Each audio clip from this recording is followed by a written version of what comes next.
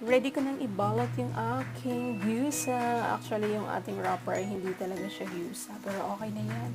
Mix na natin ng maigi yan, guys. Nilagay ko na lahat ng seasoning dyan para dire-diretso yung ating pag-mix. Mix na natin siya po ng maigi. As you can see, I added a lot of gulay kasi mas maigi madaming gulay sa pork. Tapos ito,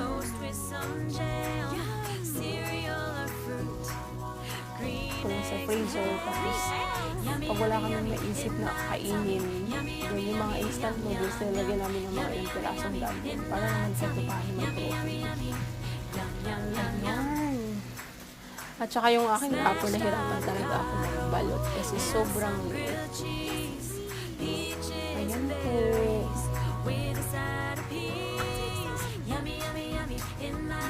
Mix na natin siya ng ano, ready na siya i-wrap.